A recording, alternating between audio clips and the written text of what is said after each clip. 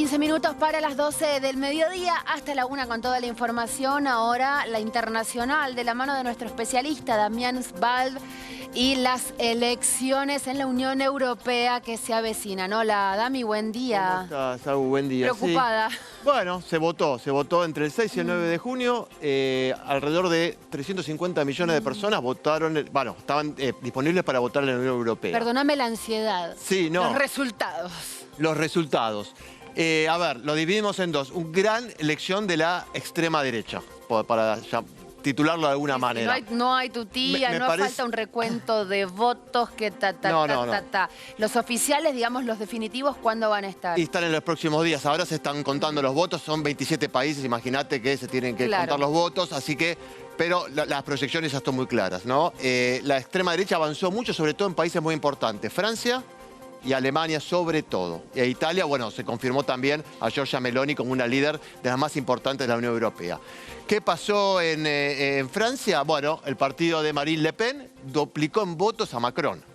E hizo que el impacto internamente fuera muy fuerte y hizo que Macron disolviera la Asamblea Nacional, el Parlamento, y hay elecciones el 30 de junio para ver qué pasa con eso. Y en Alemania un partido neonazi salió segundo, con 16% de los votos. Uno puede decir, no es tanto, pero bueno, por un partido neonazi en Alemania... Es un montón. Es un montón. Que tenga más de un 0% es un montón. Es impresionante. Por eso me parece que esos son los dos títulos más importantes, porque son los dos países más importantes de la Unión Europea, Francia y Alemania. Ahí domina la extrema derecha.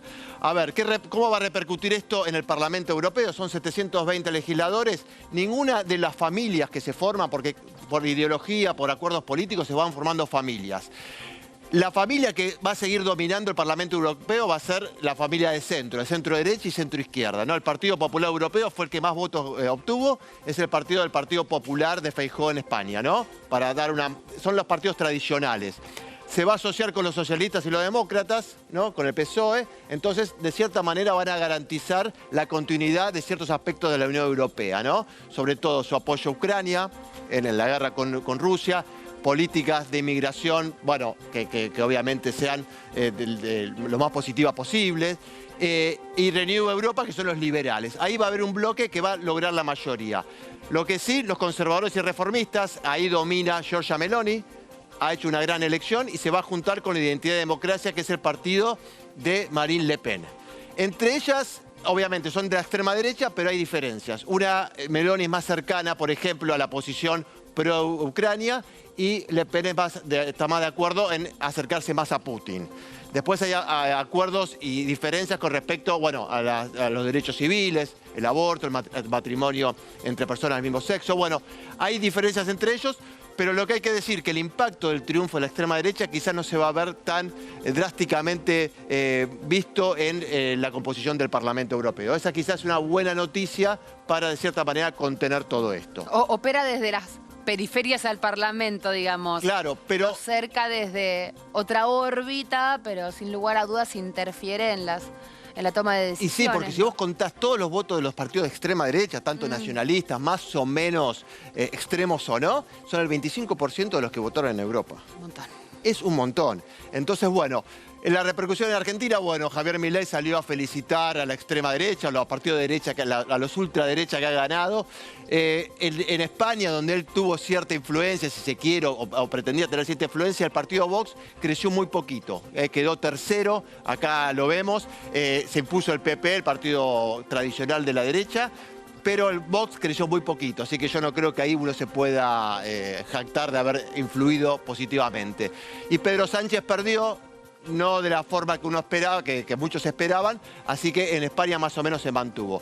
En Italia, Giorgia Meloni, te lo vuelvo a decir, me parece que hay que prestarle atención a esta persona, a esta mujer, que tiene mucha influencia, está creciendo mucho y domina la política italiana.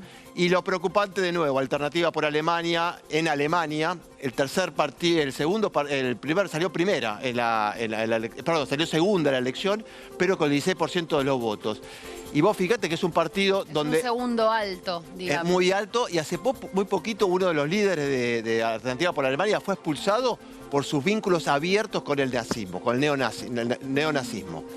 Digo, para que veas que a pesar de todo esto, y obviamente unas posturas absolutamente antimigrantes, muy cercana a Putin, bueno, todo eso está pasando en Alemania. Así que me parece que lo que pasó ayer en Europa va a repercutir en los países más importantes y va a ver qué pasa en Francia. El 30 de junio hay elecciones, Macron está en la cuerda floja, puede llegar a haber un gobierno de cohabitación entre Macron como presidente y un primer ministro que podría ser Jordan Bardella, que es el segundo, si se quiere, de Marine Le Pen, que bueno, y ahí hay que ver cómo conviven políticamente en Francia. También recién mencionabas la alegría y la satisfacción pública expresada por el presidente Javier Milei, que hace una hora nada más publicó un parecer muy fiel a su estilo, haciendo referencia justamente a lo que estás mencionando.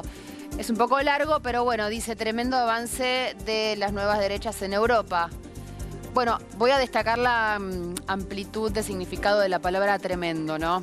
Sí. Él en este caso lo usa para celebrarlo. Dice: llegan grandes noticias desde el viejo continente. Las nuevas derechas han arrasado en las elecciones europeas y le han puesto un freno a todos aquellos que empujan la Agenda 2030, una agenda inhumana diseñada por burócratas para beneficio de burócratas. Bueno. Hace unos meses nos paramos frente al foro de Davos, principal exponente de la Agenda 2030, y les dijimos que de continuar este rumbo, Occidente se encaminaba a su extinción. Los pueblos de Europa han hablado. Bueno, se corrió. Ahí está, han hablado y han revalidado con su voto nuestra visión, a pesar de los llantos de progresistas locales e internacionales, periodistas y políticos que cuestionaron el nuevo posicionamiento de Argentina para disfrazar sus intenciones globalistas. Revisen quiénes atacaron con vehemencia nuestro discurso y encontrarán allí los representantes en Argentina de esa agenda nefasta que hoy ha sufrido una enorme derrota. Bueno, y continúa, es un poco extenso el posteo del presidente Javier Milei, siempre utilizando la herramienta de la inteligencia artificial para graficar a su león característico en distintos contextos, en este caso con la banda presidencial y las estrellas de la Unión Europea en el fondo. Pero fíjate, Agus, es contradictorio, porque digo, apoya el triunfo de, por ejemplo, Marine Le Pen, que está más cercano a Putin que a Zelensky en Ucrania. O sea, le quiere quitar el apoyo a Ucrania, donde Javier Milei ha expresado claramente un alineamiento con Ucrania. Lo mismo con el partido Alternativa por Alemania, un partido neonazi. Entonces, me parece una generalización que, bueno, obviamente no tiene en cuenta estos aspectos. Quizás en el aspecto económico, en algunas políticas de él, algunas ideas, pero me parece que en lo estrictamente político, me parece que ahí hay por lo menos algunos puntos para tener en cuenta, ¿no? A estar muy atentos entonces, a mí, no solamente por el interés que despiertan las corrientes que estén cambiando de dirección en distintos países, sino por el impacto que tiene en el territorio argentino lo que está sucediendo en Europa. Así es, Agus. Gracias, Dami. Nos vemos.